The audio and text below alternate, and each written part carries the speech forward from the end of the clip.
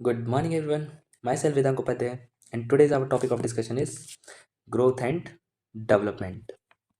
अभी तक का सबसे डिमांडिंग टॉपिक है ये, और क्यों ना हो भाई, क्वेश्चन भी बहुत आते हैं इसमें से। तो आज इसमें हम इसका इंट्रोडक्शन, इसकी definition, factor affecting and developmental milestone के बारे में जानेंगे, और साथ ही साथ हम नेशनल इम्यूनाइजेशन स्केड्यूल को भी थोड़ा पढ़ेंगे। तो चलिए शुरू करते हैं। ग्रोथ एंड डेवलपमेंट, क्या जानते हैं आप ग्रोथ एंड डेवलपमेंट के बारे में? क्या ये हम जब जन्म लेते हैं उससे पहले से स्टार्ट होता है, या बाद में स्टार्ट होता है, या फिर प्यूबर्टी, या फिर कब? तो ये स्टार्ट हो जाता है हमारे जन्म लेने से पहले, यानी इंट्रा यूट्राइन लाइफ में। सो यही है, it is started before the baby born, that is from the period of conception. Okay. अब ये थोड़ा सा एक तरीके से डिफरेंस में भी हो जाएगा, और आप इसको इंट्रोडक्शन में अच्छे से मेंशन कर सकते हो, या फिर ऐसा लिखना चाहो तो ऐसा भी लिख सकते हो। थोड़ा आपका ध्यान भी खींचेगा ये एग्जामिनर का। सो क्या है ग्रोथ और क्या है development? Growth is a physical maturation. ये क्या है? फिजिकल मैचुरेशन है, यानी कैसी प्रोसेस है? एक फिजिकल मैचुरेशन की प्रोसेस है। जबकि जो डेवलपमेंट है वो कैसी प्रोसेस है? फिजियोलॉजिकल मैचुरेशन की प्रोसेस है। ओके। ये एक क्वांटिटेटिव होती है नेचर में, ये क्वालिटेटिव होती है।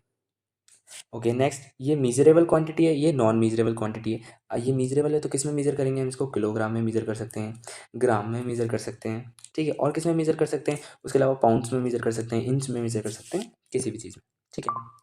डन। नेक्स्ट, के ये डन बाय इट, ये किस चीज़ से होती है? तो increase in intracellular substance and multiplication of cells. इन दोनों की वजह से ग्रोथ होती है, यानी या तो सेल्स के बीच में जो सब्सटेंस है, सेल्स के अंदर जो सब्सटेंस है, इंट्रा सेलुलर सब्सटेंस बढ़ जाए, या फिर मल्टीप्लिकेशन हो जाए सेल का। जबकि जो डेवलपमेंट है वो कैसे होता है? Increase skill and functional capacity, यानी एक तरीके से ब्रेन से रिलेट कर सकते हैं हम इसको, ठीक है। सो जब उसकी फंक्शनल और स्किल की कैपेसिटी बढ़ेगी तब डेवलपमेंट होगा। सो this is the introduction. Next, definition. Definition हम एक स्टैंडर्ड ऑथर है उसकी डेफिनेशन लेंगे, जिसका नाम है हॉरलॉक, ठीक है। इसकी डेफिनेशन वैसे एक सीक्वेंस में लिखें तो ज़्यादा अच्छा है, लेकिन अभी याद करने के लिए मैंने इस तरह से चार्ट के फॉर्म में बनाई है। आप लोग इसको डायरेक्टली लिखिएगा, क्योंकि डेफिनेशन डेफिनेशन के फॉर्म में लिखी जाए तो वो ज़्यादा अच्छी लगती है।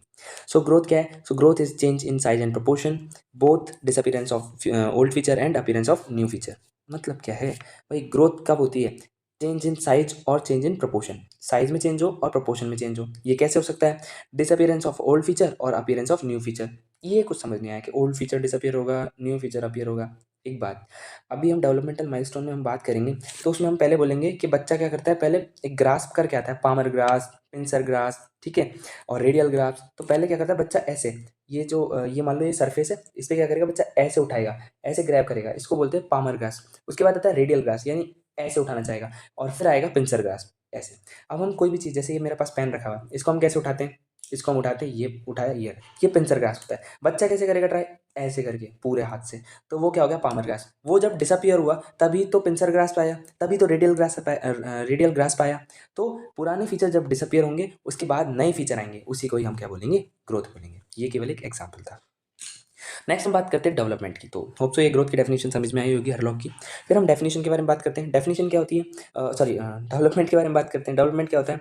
तो series of progressive change that occur orderly and in a predictable pattern as a result of maturation and experience. नहीं आया। तो वही है कि भाई मैचुरेशन और एक्सपीरियंस, जब हम बड़े होते हैं तभी तो हमारा डेवलपमेंट होता है। हम कहते हैं कि हाँ चलो अभी तो छोटा है, कोई दिक्कत नहीं है। धीरे धीरे हम बड़े होते हैं तब हमें मैच्योरिटी आती है, हमें लाइफ का एक्सपीरियंस मिलता है, तब हमारा डेवलपमेंट होता है। सो वही है कि भाई एक ऑर्डरली वे में होगा, एक प्रिडिक्टेबल वे में होगा। कब होगा? मैचुरेशन के और एक्सपीरियंस के रिजल्ट के तौर पर। और क्या है ये? Series of progressive change. ऐसा नहीं है एक चेंज आ गया, दो चेंज आ गया, नहीं, कंटिन्यूस चेंज आएंगे, ठीक है। उसे ही हम डेवलपमेंट बोलते हैं। ओके। एग्जाम्पल, पहले हो सकता है आप जब छोटे थे तब एक लाइन याद कर सकते हो, दो लाइन याद कर सकते हो, ठीक है। आप एक पेज याद कर सकते हो, दूसरा पेज भी याद कर सकते हो, ठीक है। तो हुआ ना डेवलपमेंट? माइंड, मतलब माइंड का डेवलपमेंट। ओके। नेक्स्ट हम बात करते हैं किसके बारे में? Factor affecting. आप इंट्रोडक्शन डेफिनेशन के लिए। नेक्स्ट हम बात करेंगे इसके फैक्टर्स के बारे में। फैक्टर्स कौन कौन से होते हैं? तो देखिए कि फ्लो चार्ट है ना, इसी को आप बना के आगे ना एक तो लिटरली काफ़ी अच्छा वो मार्क्स दे देगा। क्या है भाई? तीन फैक्टर, तीन टाइप के फैक्टर हैं, जेनेटिक फैक्टर, एनवायरमेंटल फैक्टर और सोशल फैक्टर, ठीक है। रेस, सेक्स और जेनेटिकल एबनॉर्मलिटी, ये तीन जेनेटिक फैक्टर में आ जाएंगे। एनवायरमेंट में कौन सा आएगा? मैटरनल एनवायरमेंट आ गया, physical, physiological, sorry psychological, social, ये सारे आ जाएंगे, ठीक है। अब इसको आप एक बार देख लीजिएगा, इसको मैं एक एक करके थोड़ा बहुत ब्रीफली समझा देता हूँ। सबसे पहले बात करते हैं जेनेटिक्स के बारे में। तो जेनेटिक क्या करता है? अब जेनेटिक में हो गया रेस। अलग अलग रेस का अलग अलग ग्रोथ एंड डेवलपमेंट होगा। क्यों होगा भाई? जो एक अमेरिकन रेस वाला बच्चा है और जो एक इंडियन रेस का है, मतलब एक इंडियन बच्चा और एक अमेरिकन बच्चा, दोनों के ग्रोथ एंड डेवलपमेंट में अंतर होगा। क्यों होगा? होगा भाई क्योंकि जेनेटिक्स अलग है, जीन्स उनके अलग है, हमारे अलग है, तो इसीलिए रेस के बेसिस पे। ठीक है। दूसरा, और क्योंकि रेस भी अलग है, जीन अलग है, जेनेटिक्स तो अलग है ही, और साथ ही साथ रेस भी अलग है। रेस यानी प्रजाति बोल सकते हैं, आई थिंक। ओके। दूसरा होता है सेक्स। सेक्स होता है मेल और फीमेल। अब एक चीज आपने देखा होगा, ऐसे बोलते हैं हाँ नहीं लड़कियां हैं मैच्योर जल्दी हो जाती हैं, है ना, बस वो चीज़ याद रखिएगा। सो बर्थ पे जो मेल होता है उसका वेट क्या होता है? ज़्यादा होता है। ठीक है। जो फीमेल होती है उसका वेट क्या होता है? थोड़ा कम होता है। मेल का वेट ज़्यादा होता है, फीमेल का वेट कम होता है बर्थ पे।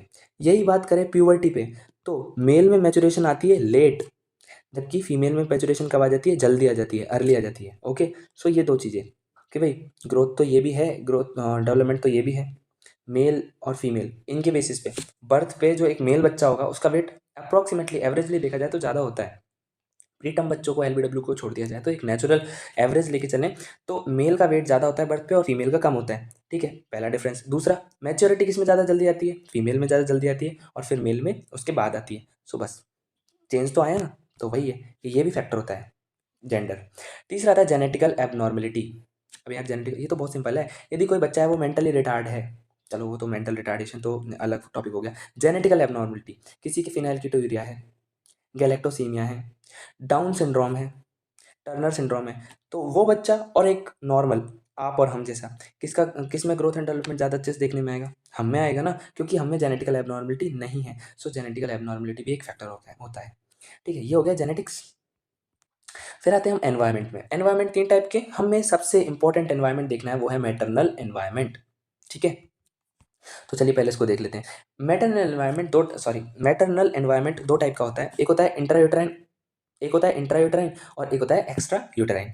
इंट्रायूटराइन में कौन कौन से आते हैं? इंट्रायूटराइन में आते हैं भाई हमारे पास maternal malnutrition, maternal infection, maternal substance abuse, maternal illness, hormone.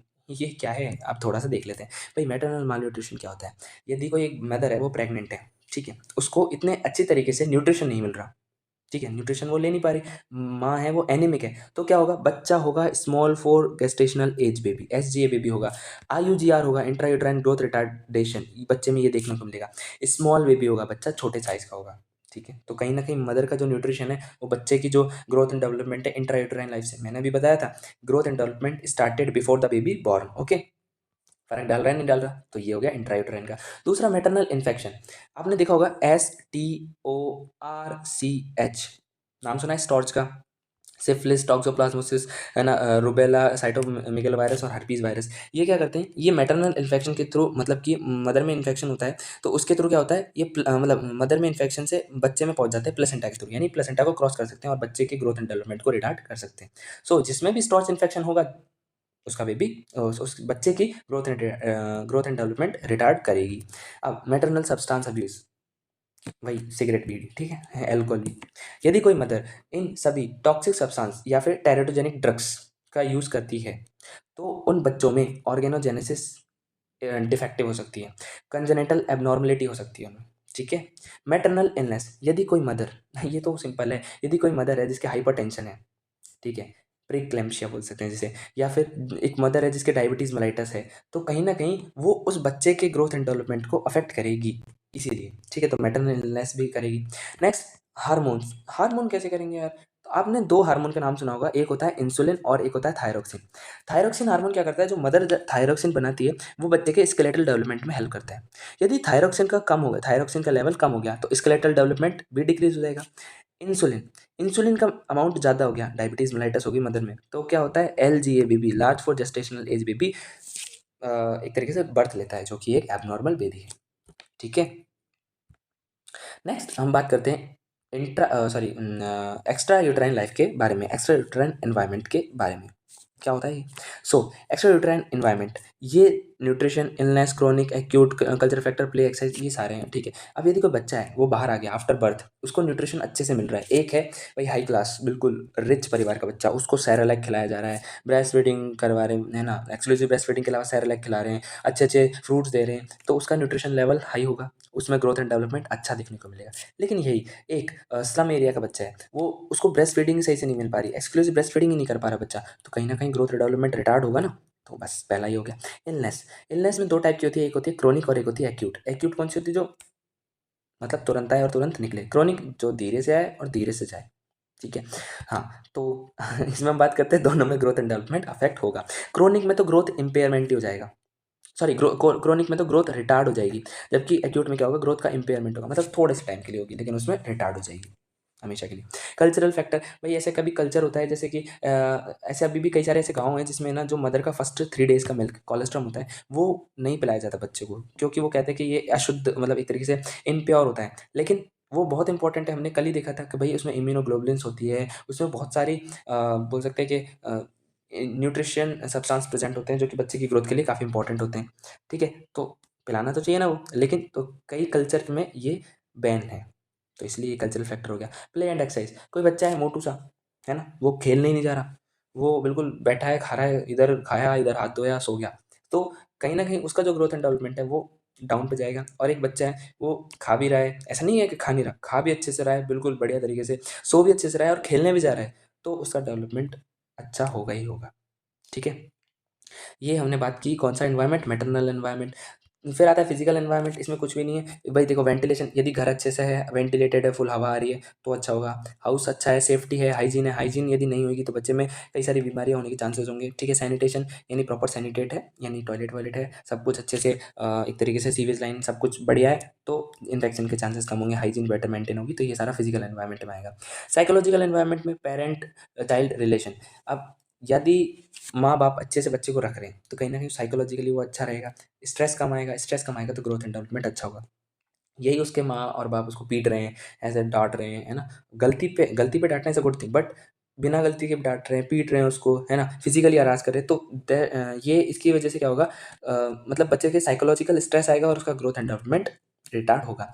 Behaviour, emotion, confidence, ये सारे क्या है, physical physiological, sorry psychological, I am sorry, psychological factor में आते हैं। फिर सोशल डेवलपमेंट, अब एक एज आती है उसके बाद यार हम पेरेंट्स से हर चीज़ शेयर नहीं कर सकते, जो हमारी और आपकी एज है, हम अपने दोस्तों से शेयर करते हैं, peer groups, friends, social interaction, इन सब चीज़ों से, तो ये भी काफ़ी इम्पैक्ट करता है। यदि मान लीजिए मेरे कुछ ऐसे दोस्त हैं जो मेरे को है ना कहते हैं नहीं यार अपन को पढ़ना है, अपन को आगे सक्सेसफुल होना है, तो चांसेस ये हैं कि मैं सक्सेसफुल ज़्यादा होऊंगा। यदि यही मेरे दोस्त है कह रहे हैं यार कुछ नहीं होता पढ़ने से, तो एल्कोहल पी, है ना, मतलब सिगरेट कंज्यूम कर, सो कहीं ना कहीं वो मेरे ग्रोथ एंड डेवलपमेंट को रिटार्ड करेंगे ही करेंगे, ठीक है। नेक्स्ट हम बात करते हैं, ओके अब आया सबसे इंपॉर्टेंट टॉपिक, माइलस्टोन्स। माइलस्टोन क्या है, क्यों इनको याद करने में इतनी प्रॉब्लम आ रही है हमको, आज हम उन सबको जानेंगे। हम देखिए बहुत सारे होते हैं, क्वेश्चन आ चुका है इन्फेंट का, आता है सबसे ज़्यादा, इन्फेंट का आता है, टॉडलर का भी पूछा गया है, प्री स्कूलर का भी पूछा गया है। सो यदि इन दोनों का पूछे, टॉडलर और प्री स्कूलर का, दो टाइप से क्वेश्चन आ सकता है, या तो है define the growth and developmental milestone, growth milestone and developmental milestone of infant, मान लीजिए इन्फेंट का आ गया तो हम पूरा डिस्क्राइब करेंगे। और यदि आ गया डिफाइन द डेवलपमेंटल माइलस्टोन, तो हम ग्रोथ के भी डिफाइन करके आएंगे, छोटे में, शॉर्ट में, जस्ट आधा पन्ना एक पेज में, ठीक है, छोटे से ही आधा पेज का ही है इसका। और टॉडलर और जो प्री स्कूलर है उसके इतने इंपॉर्टेंट नहीं है, तो मैंने उसको इसमें मेंशन नहीं किया है, हम इन्फेंट्स के देखेंगे। बाकी यदि आपको चाहिए टॉडलर और इन्फेंट के, सॉरी टॉडलर और प्री स्कूलर के, तो आप मुझे बता दीजिएगा कमेंट सेक्शन में, मैं इसकी एक पीडीएफ अपलोड कर दूंगा, ओके। सो स्टार्ट करते हैं इन्फेंट से, growth and development of infant. क्या होता है भाई, ग्रोथ को असेस कैसे करते हैं हम, एक सेकेंड, ग्रोथ को हम असेस कैसे करते हैं, एक होता है एंथ्रोपोमेट्रिक मेजरमेंट, इसमें कौन कौन से आते हैं, इसमें आता है weight, height, head circumference, chest circumference, MUAC, mid upper arm circumference और BMI, ठीक है। हम इन सब चीज़ों से, हाँ, हम इन सब चीज़ों से एक तरीके से ग्रोथ को असेस करते हैं, और यही क्या होता है, एंथ्रोपोमेट्रिक मेजरमेंट होता है, इसे कोई हम ग्रोथ माइलस्टोन बोलते हैं। तो चलिए शुरू करते हैं। सबसे पहली बात, वेट, क्या होता है वेट, वजन, आपका मेरा सबका। बच्चे का वजन कितना होता है, वेट, नॉर्मल वेट, मैंने जब कौन सा न्यूबॉर्न पढ़ाया था, जब उसमें न्यूबॉर्न में जब क्लास ली थी अपन ने, तब उसमें बताया था कि जो नॉर्मल वेट होता है 2.5 टू 3.9 केजी होता है, 3.9, ओके। और एवरेज वेट कितना होता है इंडियन बच्चे का, 2.9 केजी, ठीक है। ये कंट्री टू कंट्री के वेरी करता है because of socio economical status of country, okay. कोई डेवलपिंग कंट्री है उसमें एवरेज वेट कम होगा, कोई डेवलप्ड कंट्री है उसमें एवरेज वेट ज़्यादा होगा, हमारी क्या है डेवलपिंग कंट्री है, कोई अंडर डेवलप है तो उसमें और कम होगा, ठीक है। सो ये रेंज होती है 2.9 टू 3.5 केजी या 3.9 केजी, ठीक है। अलग अलग बुक में अलग अलग दे रखा है। अब क्या होता है, फर्स्ट वीक में बच्चे का वेट 10% से लॉस होता है। क्यों होता है? क्योंकि भाई बच्चा अंदर से बाहर की तरफ आया, इंट्रा यूट्राइन से एक्स्ट्रा यूट्राइन में आया, तो कहीं ना कहीं उसको एनवायरनमेंट में अडेप्ट होना पड़ेगा, है ना। उसकी एनर्जी जाएगी, कंज्यूम करेगा वो एनर्जी, ठीक है। तो इस वजह से एनवायरमेंटल एडजस्टमेंट की वजह से 10% वेट लॉस होता है। दूसरा वेट दूसरा जो हम लिख सकते हैं इसमें कि जो वेट है वो कैसे मतलब हम कह रहे हैं कि ठीक है यार इस रेट से बढ़ना चाहिए, तो क्या रेट होती है वो? स्टार्टिंग के मंथ में 30 ग्राम पर डे के हिसाब से वेट बढ़ता है, और 6 to 12 मंथ्स में 15 ग्राम पर डे के हिसाब से वेट बढ़ता है। नहीं आया समझ में? 1 से 12 साल 6, यहाँ से यहाँ तक 30 ग्राम पर डे के हिसाब से बढ़ेगा वेट, और यहाँ से यहाँ तक 15 ग्राम पर डे के हिसाब से बढ़ेगा, क्योंकि हम इन्फेंट की बात कर रहे हैं, और इन्फेंट कहाँ तक होता है? 12 मंथ तक होता है। न्यूबॉर्न कहाँ तक होता है? Neonate 1 to 28 days, sorry 0 to 28 days तक था, ठीक है। उसको भी दो पार्टों में डिवाइड किया था। 0 to 7 कौन सा होता है? अर्ली न्यूनेट, और 7 to 28 लेट न्यूनेट, ठीक है। और 28 to 1 ईयर यानी 12 मंथ्स क्या होता है? इन्फेंट होता है। ओके, सो हमने क्या लिख दिया कि भाई जो इनिशियल के 6 मंथ्स है उसमें बच्चा 30 ग्राम पर डे के हिसाब से वेट गेन करेगा, और जो नेक्स्ट 6 मंथ्स है उसमें 15 ग्राम पर डे के हिसाब से वेट गेन करेगा। जस्ट हाफ कर दिया। ओके, नेक्स्ट हम बात करते हैं एक कुछ फैक्ट्स के बारे में देख लेते हैं। क्या फैक्ट है भाई? सबसे और वेट मेजर कैसे करते हैं? तो इन्फेंटोमीटर, सॉरी वेइंग मशीन, ठीक है, इससे करते हैं। इन्फेंटोमीटर वो हाइट को मेजर करते हैं, ठीक है। अब फैक्ट है कि भाई डबल कब हो जाता है वेट? तो 5 to 6 मंथ्स ये रेंज है, क्योंकि हम एग्जैक्ट एक तरीके से मंथ बोल नहीं सकते इसीलिए, क्योंकि वेरी करता रहता है ये। तो 5 to 6 मंथ्स में एक जो वेट है वो डबल हो जाएगा। ट्रिपल कब होगा? अप्रॉक्सीमेटली 1 ईयर में। 4 गुना कितना होगा? 2 साल में। ये तो खैर आगे की बात होगी, लेकिन इन्फेंट में ये दो ही चीज़ें। यदि इन्फेंट का है तो आप ये दो ही लिख के आना, ठीक है, कि डबल कब होगा और ट्रिपल कब होगा। मीज़र बता ही दिया, वेइंग मशीन से मीज़र करते हैं। नेक्स्ट हम बात करते हैं हाइट के बारे में। हाइट क्या है? हाइट, बच्चे की हाइट देखी जाती है लेंथ। तो बच्चा लेटा हुआ है तो उसकी लेंथ होगी, और खड़ा कर दिया तो हाइट होगी। तो हम इन्फेंटोमीटर और स्टेडियोमीटर से मेजर करते हैं। इन्फेंटोमीटर कब? जब बच्चा लेटा हुआ है। स्टेडियोमीटर कब? जब बच्चा खड़ा है। और इन्फेंट लेटा भी रहता है फर्स्ट 6 मंथ या 7 मंथ्स में, और 8वें 9वें के आसपास या अप्रॉक्सीमेटली 10 मंथ के आसपास वो खड़ा होना स्टार्ट कर देता है, ठीक है। और ये हम डिस्कस करेंगे आगे, ठीक है। अब फर्स्ट 6 मंथ्स में 2.5 सेंटीमीटर पर मंथ के हिसाब से बढ़ रही है, ठीक है। और नेक्स्ट 6 मंथ्स में 1.25 सेंटीमीटर पर मंथ के हिसाब से बढ़ रही है, और एक साल में कितनी हो रही है? एट 1 ईयर 75 सेंटीमीटर, ठीक है। ओके, न्यू वन की नॉर्मल कितनी होती है? 50 सेंटीमीटर। एक साल में कितनी हो गई? 75 सेंटीमीटर। क्या नहीं लगा 1/2 मतलब 1.5 गुना ज़्यादा बढ़ गई, है ना। तो ये भी होती है कि भाई 1 ईयर पे 1.5 गुना ज़्यादा हो जाती है बर्थ से, ठीक है। सो बस इतना ही है कि भाई जैसे वेट था, वेट कितना बढ़ रहा था? फर्स्ट 6 मंथ्स में 30, नेक्स्ट 6 मंथ्स में 15, हाफ कर दिया। ये इसको भी आप कर दो। फर्स्ट 6 मंथ्स में 2.5 और नेक्स्ट 6 मंथ्स में 1.25, ठीक है। नेक्स्ट हम बात करते हैं हेड सर्कमफेरेंस के बारे में। हेड सर्कमफेरेंस को हम किससे मेजर करते हैं? इंच टेप से मेजर सॉरी इंच टेप से मेजर करते हैं, ठीक है। नॉर्मल कितनी होती है? 33 to 35 सेंटीमीटर होती है। हम यहाँ पे ये सेंटर है, इस जगह पे रखते हैं और फिर पूरा एक सर्कमफेरेंस लेते हैं, ठीक है, हेड सर्कमफेरेंस। 48 आवर्स में मोल्डिंग होती है, सो मेजर है हेड सर्कमफेरेंस अगेन। मोल्डिंग क्या होती है? जब बच्चे को हम वेजाइना से बाहर निकालते हैं तो कहीं ना कहीं उसका जो हेड है वो थोड़ा सा शेप चेंज करता है, तो ये जो इस प्रोसेस को हम बोलते हैं मोल्डिंग। और जो मोल्डिंग होती है ये 48 आवर्स तक होती है। तो यदि पहले कुछ जैसे 1-2 घंटे के बाद में बच्चे का जो सर है, यदि वो 20 सेंटीमीटर 25 सेंटीमीटर का मिला, तो हम ये नहीं कहेंगे कि वो माइक्रोसेफेलस है। हम ये नहीं बोलेंगे कि यदि 38-39 पहुंच गया कि वो उसको हाइड्रोसेफलस हो रखा है या फिर माइक्रोसेफेली है, नहीं, ठीक है। हम 48 आवर्स बाद में बता सकते हैं उसका एग्जैक्ट। रेट ऑफ इंक्रीज कितनी होती है? फर्स्ट 3 मंथ्स, जैसे हमने अभी तक तो फर्स्ट 1 से 6 1 से 12 इसको तीन दो पार्टों में डिवाइड कर रखा था, 1 से 6 में और 6 से 12 में। हेड सर्कमफेरेंस क्योंकि तीसरे नंबर पे है, इसलिए हम इसको 3 पार्टों में डिवाइड करेंगे। कौन कौन सा? 1 से 3, 3 से 6 और 6 से 12। तो 1 से 3 में क्या होगा? 2 सेंटीमीटर, 3 से 6 में 1 सेंटीमीटर, और 6 से 12 में 0.5 सेंटीमीटर। आपको नहीं लगता सभी को आधा आधा कर दिया? दो का आधा एक, एक का आधा 0.5, तो वही है, हर बार आधा ही किया। स्टार्टिंग के दो में तो हमने दो पार्टों में डिवाइड किया, तीसरे से हमने 3 पार्ट में डिवाइड करना स्टार्ट कर दिया, ठीक है। अब डाटा है वो थोड़े से आपको याद करने पड़ेंगे। ओके, नेक्स्ट हम बात करते हैं सीसी, चेस्ट सर्कमफेरेंस के बारे में, ठीक है। चेस्ट सर्कमफेरेंस कितनी होती है? 30 to 33 सेंटीमीटर। ये एक इसकी जगह हम ये लिखेंगे 3 centimetre less than head circumference. ये एक बेटर टर्म है इसके लिए, ठीक है। 12 मंथ में 45 सेंटीमीटर हो जाती है, equal to head circumference. Okay, मतलब कि 1 साल का जब बच्चा होगा तब उसकी हेड सर्कमफेरेंस और चेस्ट सर्कमफेरेंस दोनों बराबर होंगी। फिर आती है हमारे पास, और ये चेस्ट सर्कमफेरेंस को मेजर कैसे करते हैं, वही इंच टेप से मेजर करते हैं, ठीक है। नेक्स्ट हम आते हैं हमारे पास MUAC, mid upper arm circumference. ये किससे करते हैं, साकेट टेप होता है उससे मेजर करते हैं, 11 to 12 सेंटीमीटर होती है। ये क्या होती है, मिड अपर आर्म सर्कमफेरेंस। ये हमारा एक हाथ है, इसके बीच में यहाँ पे एक साकेट टेप होता है, उससे हम उसको यहाँ से पहनाते हैं और फिर मेजर करते हैं कि कितना है, 11 to 12 सेंटीमीटर बच्चे में होती है, ठीक है। So this is the growth milestone. Next हम बात करते हैं डेवलपमेंट के माइलस्टोन के बारे में। डेवलपमेंट के माइलस्टोन को याद करने से पहले मैं आपको एक दो चीज़ बता दूं। सबसे पहली बात, यहाँ जो मैं डाटा दिखा रहा हूँ ये एग्जैक्ट नहीं है, ये बुक टू बुक वेरी करेगा, लेकिन ऐसा नहीं है। हमने इस डाटा को दो तीन बुकों से देखा है, जैसे पारुल दत्ता हो गई, रिम्पल शर्मा हो गई, इन बुकों से, और फिर उसके बाद एक जो स्टैंडर्ड डाटा है उसको लेके आए।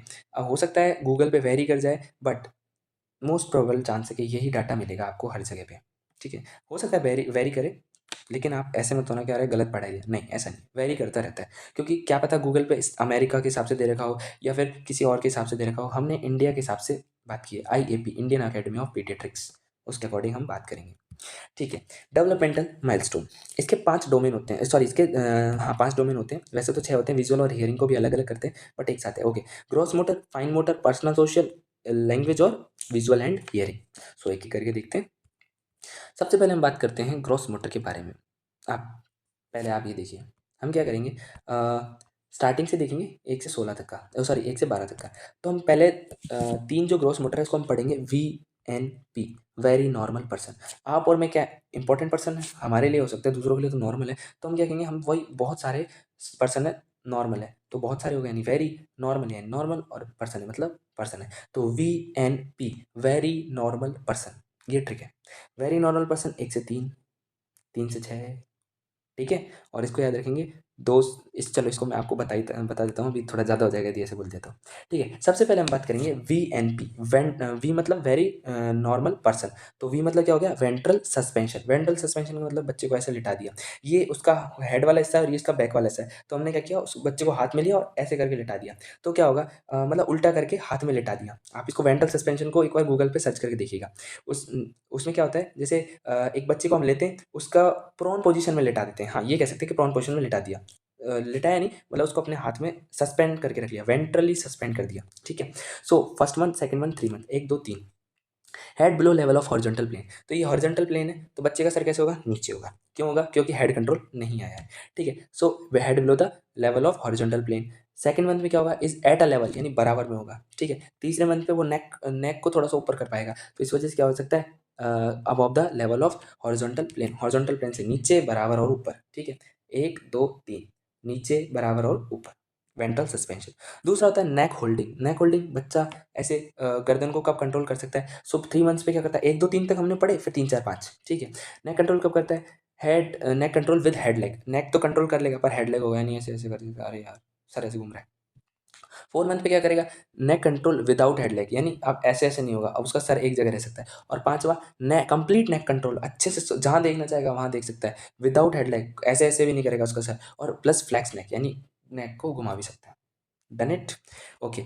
ये हो गया VN। और अब बात करते हैं P के बारे में, प्रॉन पोजीशन। इसको याद कैसे करो यार, ये तो वीक्स आ गया ना, ना ऐसे याद करो, 2 6 2 3 6, ये तो हो गए वीक्स और ये हो गए मंथ्स, 2 6 वीक्स, 2 3 6 मंथ्स, तो वही है इसमें, ठीक है। 2 6 2 6 2 3 6, ठीक है। अब प्रॉन पोजीशन में बच्चा लेटा हुआ है उल्टा, तो 2 वीक का बच्चा होगा, क्योंकि वो होगा किसमें, यूनिवर्सल फ्लैक्शन में, क्लंच फिस्ट, ठीक है। हाई पेल्विस होगा और नी ड्रॉन अप। हाई पेल्विस क्यों होगा, अब आप एक बार जरा सोच के देखो, कोई एक यूनिवर्सल फ्लैक्स बच्चा है, ठीक है, उसके जो ये अपन बोल सकते हैं नी है, वो एब्डोमेन को टच कर रहे हैं, ये भी है, ऐसे टच कर रहा है, उसको उल्टा लेटाओ, तो ऐसा नहीं लगेगा कि भाई वो ऐसे जैसे अपन घोड़ा गाड़ी देखते हैं, तो घोड़ा पे मतलब वो एक तरीके से, मैं इसका फोटो दिखा सकता हूँ आपको, एक सेकंड रुकिए, ओके। क्या हुआ,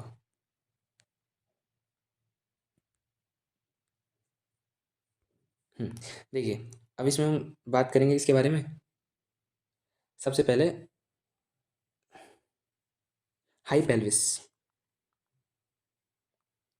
एंड नी ड्रॉन अप, ये तो डायग्राम कुछ इस तरह से होगा इसका,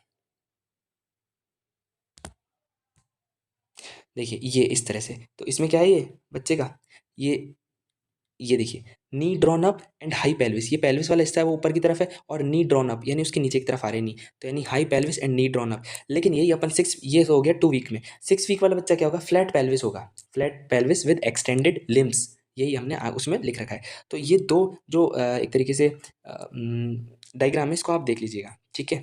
तो अब हम वापस हमारे पीडीएफ पे पहुंच जाते हैं। ओके, सो इसमें क्या है, अभी हमने डायग्राम देखा high pelvis and knee drawn up का, और flat pelvis and extended hip का, ठीक है। Sorry for the inconvenience. Okay, ये हो गया वीक्स का। अब हम बात करते हैं मंथ के बारे में, 2 मंथ्स, 3 मंथ्स, 4 मंथ्स, ठीक है। Lift, baby lift face up at 45 degree, कैसे यार, समझ ही नहीं आया। मतलब कि 2 साल का बच्चा है, उसको हमने उल्टा लेटा रखा है बेड पे, तो वो क्या करेगा, अपने सर को 45 डिग्री तक ऊपर कर पाएगा, ठीक है, 2 मंथ पे। 3 मंथ पे क्या होगा, baby lift face head chest of couch without extended hand, मतलब कि बिना हाथ के सहारे के ऐसे ऊपर करना का ट्राई करेगा। किस किस को, फेस को करेगा, हेड को करेगा, चेस्ट को तक करेगा। पहले केवल फेस को कर रहा था, सर ऊपर कर रहा था 2 महीने, तीसरे महीने में चेस्ट भी आ गई। फिर 6 मंथ पे क्या होगा, 6 मंथ में वो खुद को आर्म के थ्रू ऐसे ऊपर करना ट्राई करेगा, ठीक है, यानी कि with the help of arm. बच्चे जो घुटने चलते हैं ना, तो हाथ भी उसमें यूज़ करता है वो, तो बस वही है कि हाथ का यूज़ होना स्टार्ट हो जाएगा। 3 मंथ पे हाथ यूज़ नहीं कर रहा था, विदाउट एक्सटेंडेड हैंड, ठीक है। तो ये हो गए very normal person, ventral suspension, neck holding and ये कैसे याद रखेंगे हम इसको, तो इसको याद करने का हमने तरीका बता ही दिया, 1 2 3, 3 4 5, ये हो गया वेरी, ये हो गया नॉर्मल। फिर पर्सन में हमने क्या किया, 2 6 2 3 6, ये वीक्स है और ये है मंथ, ठीक है। एक सेकेंड, एक सेकेंड यार, ओके। हाँ, अब हम बात करते हैं, थोड़ा फास्ट करते हैं, रोल ओवर। रोल ओवर क्या है, रोल ओवर यानी घूम जाना, तो 4 मंथ पे करता है बच्चा, एटीएनआर रिफ्लेक्स के डिसअपियर होने के बाद में। तो हमने रिफ्लेक्स भी देख लिया, एटीएनआर रिफ्लेक्स कब डिसअपियर होता है, 4 मंथ पे, और 4 मंथ पे बच्चा रोल ओवर यानी एक जगह से घूमना स्टार्ट कर देता है। 5 महीने में जो भी चीज़ दिखी मुंह में सीधा, ठीक है। 5 मंथ में माउथिंग सीख जाता है। फिर आता है सिटिंग, यानी बैठना कब सीखता है, तो बैठना और खड़े होना, ये एक तरीके से, हाँ, इसको अब ऐसे देखते हैं, ठीक है। बैठेगा कैसे बच्चा, एक होता है सपोर्ट के साथ बैठना, यानी पीछे तकिया लगा दिया, और एक होता है बिना सपोर्ट के बैठना। तो 6 मंथ पे विद सपोर्ट बैठ रहा है, ट्राइपॉड पोजीशन में, ठीक है, तकिए वाला नहीं, तो आगे की तरफ, जैसे अपन श्री कृष्ण जी की मूर्ति देखते हैं, तो वो आगे की तरफ ऐसे हाथ लगा के बैठे रहते हैं ना, छोटे से बच्चे तक, तो उसको हम ट्राइपॉड पोजीशन बोलते हैं, ठीक है। आप गूगल पे सर्च करिएगा ट्राइपॉड पोजीशन, ओके। तो 6 मंथ पे क्या है, सिटिंग विद सपोर्ट है। 8 मंथ पे क्या है, सिटिंग विदाउट सपोर्ट है, ओके। 6 8 के बाद आ गया 8 10, 6 8 8 10, okay. Creeping and crawling, creeping और क्रॉलिंग, 8 महीने पे बच्चा क्रीप क्रॉल करेगा, और 10 मंथ पे क्रीप करेगा। ये क्या होता है, क्रीप का मतलब होता है रेंगना, और क्रॉल का मतलब, सॉरी, क्रीप का मतलब होता है रेंगना, और क्रॉल का मतलब होता है घुटने चलना। इतना याद रखो, एब्डोमेन ऑन द ग्राउंड और एब्डोमेन ऑफ द ग्राउंड। अब एब्डोमेन ग्राउंड पे, इसका मतलब हाथों का यूज़ नहीं कर रहा, तो क्रॉलिंग में बच्चा हाथों का यूज़ नहीं करता है। एब्डोमेन ऑफ द ग्राउंड यानी ऊपर है, यानी कि एब्डोमेन अड़ नहीं रहा है जमीन की, तो मतलब बच्चा घुटने चल रहा है, तो उसको हम बोलेंगे क्रीपिंग। ये 8वें महीने पे आता है, ये 10वें महीने पे, ठीक है। सिटिंग हमने देख ली 6 8, ये 8 10, कीपिंग कॉलिंग क्रॉलिंग, और फिर हम बात आते हैं स्टैंडिंग, यानी खड़ा कब होता है। तो सपोर्ट के साथ में, सबसे पहले हमें सपोर्ट चाहिए, हमें अपने पैरों पे खड़े होने के लिए सपोर्ट चाहिए। तो 9वें महीने पे और 12वें महीने पे, 9वें महीने पे सपोर्ट के साथ खड़ा होता है, और 12वें महीने पे विदाउट सपोर्ट खड़ा होना स्टार्ट कर देता है। तो एक मेरे को बात बताओ, 9 से 12, यहाँ तो विदाउट, विद सपोर्ट था, यहाँ विदाउट सपोर्ट है, ठीक है। तो क्या इसके बीच में, यानी किसके बीच में, 9 से 11 महीने तक बच्चा करेगा क्या, पकड़ के चलेगा एक जगह से दूसरी जगह तक। तो क्या ऐसा है कि वो हमेशा हाथ पकड़ेगा, हो सकता है फर्नीचर को पकड़ के चले, यस। तो 9 to 11 मंथ्स में बच्चा क्या करेगा, क्रूजिंग अराउंड द फर्नीचर, ठीक है। क्रूजिंग करेगा, क्रूजिंग किसके अराउंड, फर्नीचर के अराउंड, पॉइवेटिंग करेगा बच्चा, ठीक है, क्रूजिंग अराउंड द फर्नीचर 9 से 11 महीने में। और turn another to pick, turn around to pick the object, इसको हम पॉइवेटिंग बोलते हैं, ठीक है। तो क्रूजिंग अराउंड द फर्नीचर समझ में आया। 9 से 12 महीने पे, 9 महीने पे वो सपोर्ट के साथ खड़ा हो रहा है, और 12 पे विदाउट सपोर्ट खड़ा हो रहा है। तो 9 से 11 तक क्या करेगा, क्योंकि 12 पे तो सपोर्ट के साथ खड़ा हो रहा है, हमने अभी देखा। तो 9 से 11 में क्या करेगा, पकड़ पकड़ के चलेगा, है ना। तो किसको पकड़ के चलेगा, या तो हमारे हाथ को या फर्नीचर को। हमारा हाथ हमेशा अवेलेबल नहीं है, लेकिन फर्नीचर तो स्टेबल है, ठीक है। तो ये हो गए हमारे, एक तरीके से बोल सकते हैं, ग्रॉस मोटर। फिर हम बात करते हैं फाइन मोटर के बारे में, ठीक है। फाइन मोटर में हम क्या करेंगे, फाइन मोटर, फाइन मोटर मतलब छोटा सा, ठीक है। तो इसमें हम याद रखेंगे HOR, हॉर, थॉर नहीं, हॉर, ठीक है। THOR की जगह हमने बात कर ली किसके बारे में, थॉर, हॉर के बारे में। तो एच मतलब हो गया हैंड मूवमेंट, फिर ऑब्जेक्ट अपीयरेंस, और फिर अप्रोच, और फिर आता है रिफ्लेक्स। ये हो गए फाइन मोटर के, ठीक है। तो अब इसमें हैंड मूवमेंट में क्या है, 3 4, ऑब्जेक्ट में अप्रोच में क्या है, 4 6 6 7 12, और रिफ्लेक्स में क्या आ गया, 6 8 और 12, ठीक है। तो 3 महीने में क्या करेगा, हैंड रिगार्ड, चौथे महीने में क्या करेगा, hand mid line. Mid line मतलब ये मिड लाइन है तो ऐसे हाथ को सामने ले आएगा, यानी जैसे बोलते हैं ना कि हाँ चलो जय जय करो ऐसे करके, तो वो हाथ को मिड लाइन पे लाता है, तो वो 4 महीने पे सीख जाता है। ठीक है, फिर आता है ऑब्जेक्ट प्रेफरेंस। ऑब्जेक्ट प्रेफरेंस यानी बाय डेक्स्ट्रस अप्रोच। चौथे महीने पे बच्चा बाय डेक्स्ट्रस अप्रोच शो करता है। जैसे कि ये कुछ चीज़ यहाँ पड़ी है, ठीक है, तो बच्चा क्या करेगा, दोनों हाथों से उसको ग्रैब करने का ट्राई करेगा, that is called age by dextrous approach. 6 months में वही बच्चा यूनिडेक्स्ट्रस अप्रोच करेगा, यानी कि एक हाथ से उठाएगा और लेने का ट्राई करेगा कुछ भी चीज़ को। ठीक है, फिर अब छठे महीने से एक हाथ में ले लिया, पहले तो दोनों हाथों से ले रहा था, फिर एक हाथ से ले रहा है। अब क्या एक हाथ से एक हाथ में रखेगा, एक हाथ से दूसरे हाथ में भी ट्रांसफर करेगा। So this object exchange 6 to 7 months में ऑब्जेक्ट एक्सचेंज करेगा। फिर एक चीज़ याद रखना, जितने भी गंदे काम हैं, गंदे काम, वो 12 महीने का होता है ना बच्चा, वो तब सीखना स्टार्ट कर देता है। अब गंदे काम क्या, माँ को परेशान करना, कैसे, कुछ भी चीज़ उठाई फेंक दी, ठीक है, अब माँ तो बेचारी उनको जाएगी उठा के लाएगी। सो क्या, थ्रो द ऑब्जेक्ट कब सीखता है, 12 महीने पे। याद रखना, सारे गंदे काम 12 महीने पे सीखता है। इसको हम आगे और डिस्क्राइब करेंगे, ठीक है, और मतलब आगे डिस्क्राइब नहीं, आगे एक चीज़ और है इसमें इसलिए। ठीक है, तो 12 महीने पे ऑब्जेक्ट को फेंक रहा है, और इसे हम क्या बोलते हैं, कास्टिंग बोलते हैं इस प्रोसेस को। ठीक है, cruising around the furniture 9 to 11 months, और 12 मंथ्स पे कास्टिंग। ठीक है, ये हो गया ऑब्जेक्ट अप्रोच का। फिर आते हैं हमारे पास रिफ्लेक्स। अभी मैंने थोड़ी देर पहले बताया था, बच्चा पहले पामर करेगा, फिर रेडियल करेगा, और फिर पिंसर करेगा। पामर मतलब ये जो ये वाला है, ये साइड वाला हिस्सा है ना, इससे उठाने का ट्राई करेगा ऐसे। ठीक है, दूसरा रेडियल मतलब ये वाले हिस्सों से ऐसे। ठीक है, लेकिन पिंसर मतलब ये उंगलियों से। ठीक है, तो पहले क्या आएगा, पामर, फिर रेडियल, फिर पिंसर, याद रखिएगा। सो वही है कि भाई देखो, पहले पामर आएगा 6 मंथ्स पे, रेडियल आएगा 8 मंथ पे, पिंसर आएगा 9 to 12 मंथ्स पे। यार 6 मंथ कैसे आएगा, डायरेक्टली याद कैसे करेंगे भाई, बाई डेक्स्ट्रस अप्रोच कब, सॉरी यूनिडेक्स्ट्रस अप्रोच, दोनों हाथों से तो कैसे भी उठा लेगा। एक हाथ से उठाने जाएगा तो सबसे पहले क्या आएगा, पामर ग्रास्प। यूनिडेक्स्ट्रस अप्रोच भी 6 मंथ पे आ रही थी, पामर ग्रास्प भी 6 मंथ पे आ रहा है, ऐसे याद रख सकते हो। कुछ भी चीज़ उठाने जाएगा एक हाथ से, यानी यूनिडेक्स्ट्रस अप्रोच, तो पहले पामर ग्रास्प करेगा। ठीक है, फिर रेडियल ग्रास्प करेगा, फिर पिंसर करेगा। पिंसर भी दो टाइप के होते हैं, इमेच्योर और मैच्योर। ठीक है, और इमेच्योर और मैच्योर को हम कैसे याद कर सकते हैं, 9वें और 12वें महीने पे क्या किया था, बच्चा विदाउट सपोर्ट खड़ा था, और with support, sorry with support खड़ा था 9वें महीने पे, और 12वें महीने पे विदाउट सपोर्ट खड़ा है। ठीक है, और इनके बीच में क्या कर रहा था, cruising around the furniture 9 to 11 months. So this is our fine motor reflex. फिर हम बात करते हैं पर्सनल और सोशल के बारे में। तो इसमें हम डायरेक्टली याद कर सकते हैं 1 2 3 6 7 6 9। ठीक है, so give regard to mother, ये 1 मंथ पे करता है। सोशल स्माइल, जैसे कोई भी आया तो ऐसे हंसने लग गया, ऐसे नहीं हंसता, मतलब स्माइल देता है वो, स्माइल जस्ट। तो वो कब करता है, 2 महीने पे। फिर 3 महीने पे मम्मा को जानने लगेगा, यानी रिकॉग्नाइज मदर। अब यदि मम्मी को जानने लग गया, तो वो क्या दूसरे पर्सन की गोदी में जाएगा, जाएगा क्या, नहीं, उसको एंजाइटी होगी। तो स्ट्रेंजर एंजाइटी कब होना स्टार्ट हो जाएगी, 6 to 7 मंथ्स पे। 3 महीने पे वो रिकॉग्नाइज करेगा मदर को, 6 से 7 महीने पे स्ट्रेंजर से एंजाइटी होगी। 6 महीने पे मिरर प्ले, मतलब बच्चा जाएगा और मिरर में खुद को देखेगा, और क्या ऐसे करके खेलेगा, पीकaboo टाइप से वो करेगा। मतलब पीकaboo थोड़ा लेट होता है, बट मतलब खुद को देखेगा और कहेगा अरे वाह मैं कितना क्यूट हूँ, ऐसे टाइप से। तो 6 मंथ्स पे क्या करता है, मिरर प्ले करता है। 9 मंथ्स पे बाय बाय करता है, बाय बाय बाय बाय, ऐसे। ठीक है, इसको याद करने के लिए हमें वर्डिंग याद करनी पड़ेगी। मोनोसिलेबस 6 मंथ्स पे बोलता है बच्चा, और बाय सिलेबस बोलता है 9 मंथ्स में। मोनोसिलेबस क्या होता है, माँ, पा, है ना, दा, ये सब बोलता है मोनोसिलेबस, यानी एक एक वर्ड। वो हो गया 6 मंथ्स पे।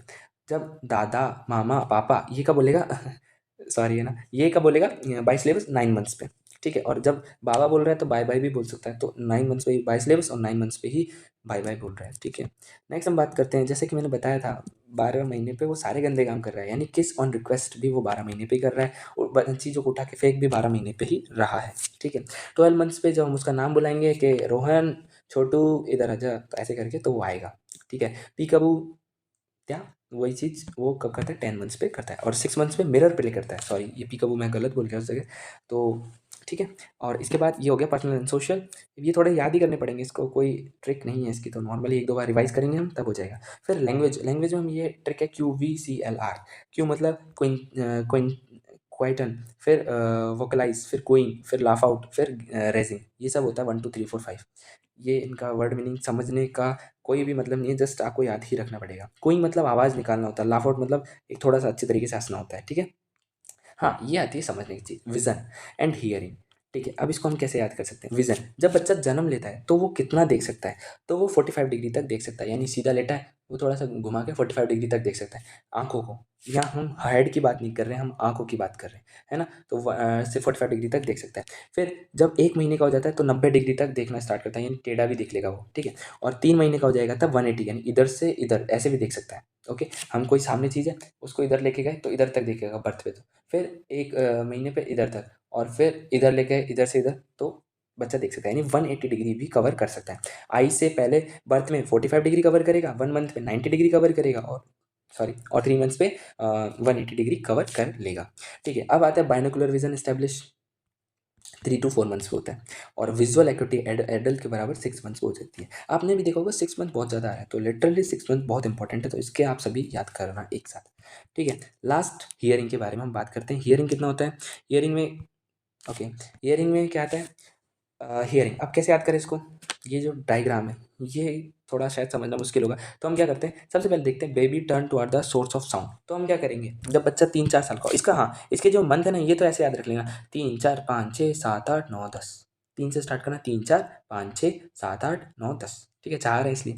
अब बच्चा जब 3 महीने या 4 महीने का होगा तब क्या करेगा? जब बच्चा 3-4 महीने का होगा तो हमने कोई जैसे हम घंटी है, घंटी को हमने बजाया, तो क्या करेगा बच्चा? उस सोर्स की तरफ देखना स्टार्ट कर देगा, मतलब जो चाहे वो सोर्स यहाँ हो, कहीं भी हो, लेकिन रेस्टिंग कंडीशन में होना चाहिए, हम सोर्स को मूव नहीं कर रहे, जस्ट ऐसे कर रहे हैं, तो वो बच्चा आवाज़ सुन के और उसकी तरफ देखना स्टार्ट कर देगा, ठीक है। लेकिन जब बच्चा 5 से 6 महीने का हो जाएगा तो ग्रेविटी कहाँ चीज़ लेके जाती है, सारी चीज़ों को नीचे लेके जाती है ग्रेविटी, ठीक है। तो क्या करा, हमने वो जो ऊपर घंटी बज रही थी उसको नीचे की तरफ लेके गए, यानी ऑब्जेक्ट को मूव किया, पहले सोर्स को मूव किया, पहले सोर्स एक जगह पे ही बजाए रहे थे हम, ठीक है, चाहे इधर बजा लिया, इधर बजा लिया, कहीं भी कर लिया, बच्चा उसकी तरफ देख रहा था सुन के, ठीक है। अब उसी ऑब्जेक्ट को हम एक जगह से दूसरी जगह ले गए, मोशन करवा दिया उस ऑब्जेक्ट को, तो बच्चा क्या करेगा? यदि हम ऊपर ले गए और बच्चा 5-6 महीने का है तो नहीं देखेगा, लेकिन यदि नीचे लेके गए तो बच्चा उस ऑब्जेक्ट को फॉलो करेगा, उस सोर्स को फॉलो करेगा, यानी ऊपर से नीचे की तरफ ले जाएंगे, ठीक है। दूसरा, यदि हम नीचे ले गए, अब बच्चा 7-8 महीने का है, तो हम यदि उस सोर्स को ऊपर की तरफ ले गए, ठीक है, तो भी बच्चा देखना स्टार्ट कर देगा, और डायगोनली ले गए तो भी बच्चा देखेगा, तो बस वही है। अब इसको डायग्राम से देखिए, ये बच्चा है, हमने इसके कान के पास में कुछ भी चीज़ बजाई, तो 3-4 महीने का है ना, तब तो वो बस जहाँ है सोर्स वहीं देखेगा, उसके अलावा कहीं नहीं देखेगा। लेकिन यदि वो बच्चा 5-6 महीने का है, तो हम यदि सोर्स को नीचे लेके गए, तो भी बच्चा सोर्स की तरफ देखना स्टार्ट कर देगा। यदि बच्चा 7-8 महीने का है और हम उसको ऊपर लेके गए सोर्स को, तो भी बच्चा उधर देखेगा।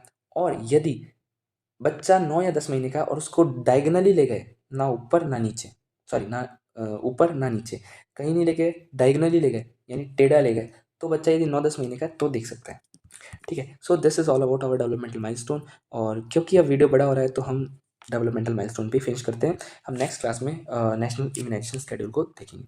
Thank you so much, stay tuned.